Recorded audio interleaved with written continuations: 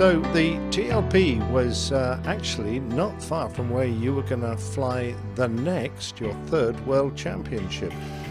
So that must have been quite handy. Only logistically in terms of getting there, Nick. In every other way, where I was absolutely, apart from Scotland, as bad as it got, because I was getting throughout that tour almost no gliding, and suddenly a World Championships is looming. So here we are again, relying on the practice period. And the World Championships were held at a place called Paderborn, airfields called Paderborn, Haxterberg, right up again, northern Germany. And the owner of one of the two main glider factories way down near Stuttgart, top competition pilot himself, he flew in those worlds actually. He was furious when the news was given that the venue was going to be Paderborn, because it was totally in the wrong place as far as soaring conditions were concerned. It should have been in southern Germany. But I guess politics came into it, and it actually, although the weather was, yes, seriously not great, it really wasn't. It was a very successful event. I think overall the organization was very good.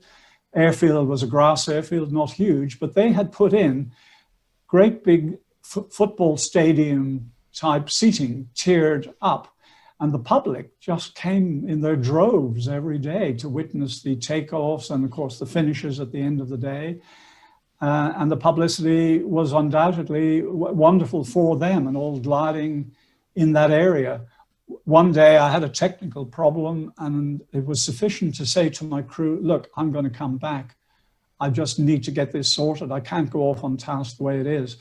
So they got everything ready, and I let down and landed. And it's a small airfield. I could only land in front of this tiered seating in front of everybody and all the TV cameras and everything else. Rolled out, hid in a corner, and let them get on with it. They sorted it out. I got airborne again. So that was certainly a noteworthy moment. The two German open class pilots, both very capable. They were pairs flying on this occasion. And I was on my own as far as British open class was concerned. It was psychologically the hardest World Championships I've flown in, because you were mentioning advancements in gliders, Nick. I knew that the next generation of open class was imminent. So from where I was up near Jever, my Maren and I and our little one, we drove down with our caravan to this factory airfield. And we waited and waited while the workers just put in so much overtime trying to get the first example of this new open class machine from that factory. And the pressure was too much, in fact. And the owner of the factory said, I need to call a business breakfast, as he called it. So I went along to this breakfast, and he broke the bad news. He said, I'm sorry, a mistake has been made. We are not going to have this aircraft ready for you for this World Gliding Championships. Oh, wow. And my heart just froze. I thought, what on earth am I going to do? Because the performance gap between what I had been flying in Finland and France against what is coming was too much. Absolutely far too big a handicap. Crazy. So I said, after a moment's thought, can I use your telephone? And I rang up the owner of the other second big glider factory at that time.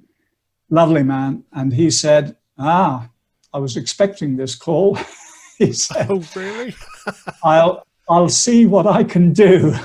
So I got, long story short, I got the third set of this new open class glider wings.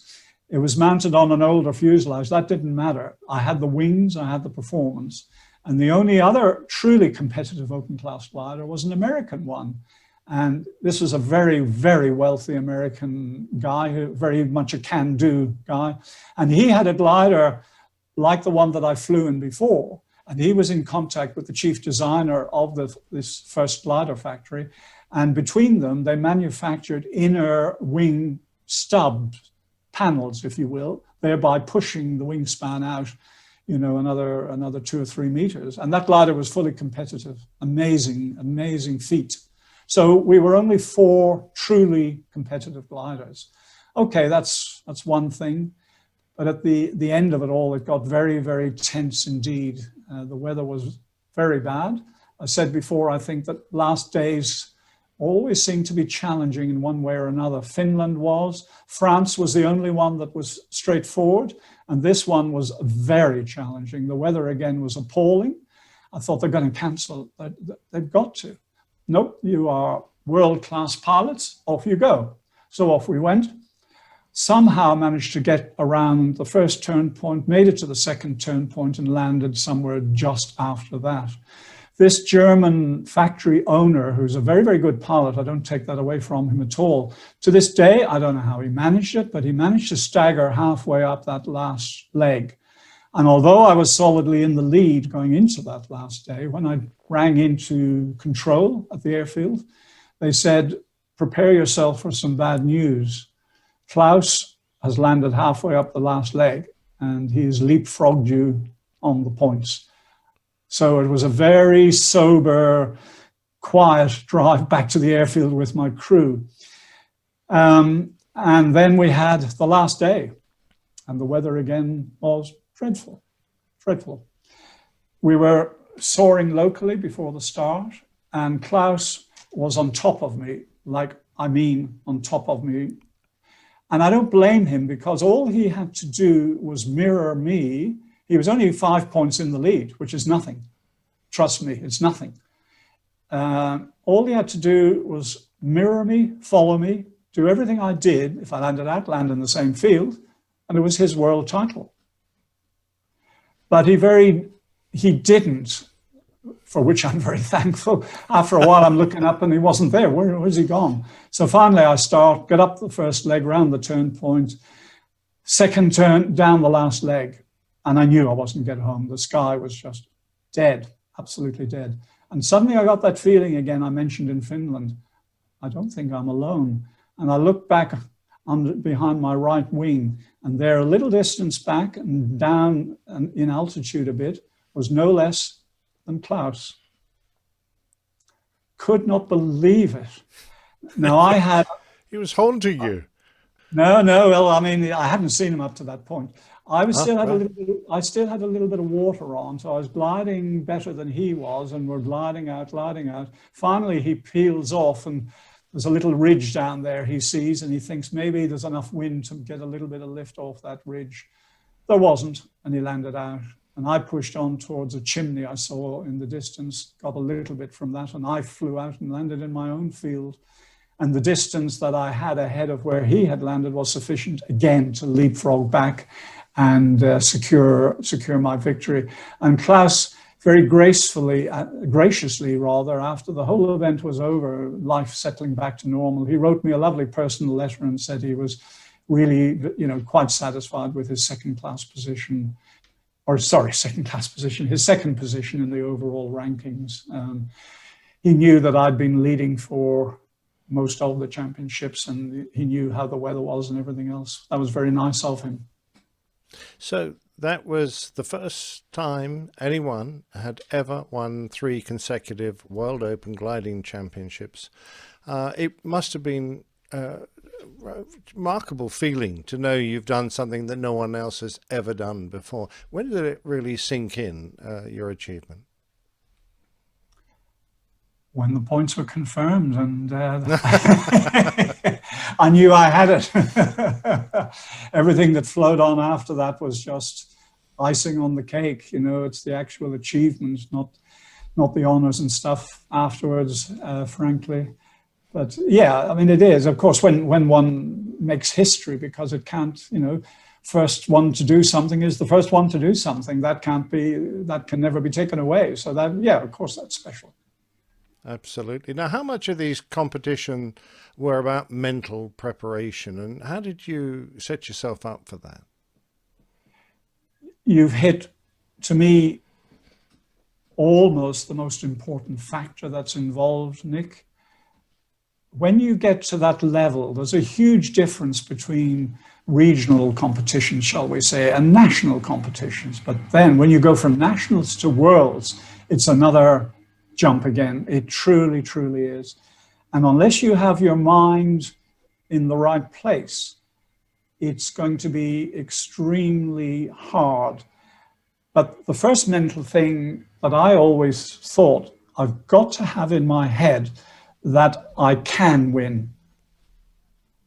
Not that I will win necessarily, although of course I'm very hungry to do just that, but that I can win. I have the potential, I have the ability to win. So I think getting that mindset was first and foremost, that's the foundation.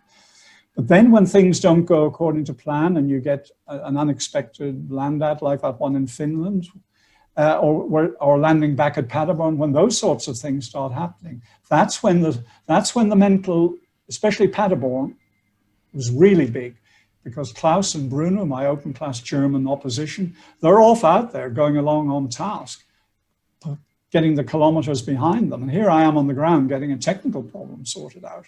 And I'm in the lead. So those sort of things, very, very hard. And when you come to the last day, like that one again in Paderborn, it can reach a new level. So the mental side is incredibly important. Yeah, I still find it remarkable that I'm actually speaking to a world champion. It is fantastic. But at one point, you were in an aircraft with 6 world titles in one cockpit when you were flying with Helmut Reichmann? No, I knew Helmut fairly well. We're up in northern Germany. I was invited to come down and be a part of the German soaring camp preparation. They're very, very top pilots where they do ground school and fly cross country against each other, all that sort of thing. So I came down with the Caravan and Marin again and the little one, and the weather was freezing. It was spring. They do this around Easter time, really cold, but the soaring was actually quite good. And yes, Helmut is a 3 times world champion, but not consecutive. He had a gap before he got that 3rd one, but nonetheless, it was lovely to fly with. And when you're flying with somebody of that skill and caliber, and you know, we observe each other's flying naturally, and yeah, great fun. Absolutely. Now, we're about 1982 now, and that year finished with some pretty big events. I know you don't like making perhaps a big thing about these awards that were being cast in your direction, but Prince Andrew gave you the Lilienthal Medal at the Royal Aero Club. Now that's gliding's highest award, and given to you not only for your amazing hat-trick of world championships, but perhaps more for your services to gliding. That must have been a lovely moment. That for me was a very special one to get, Nick. The Lilienthal in gliding just towers above everything else.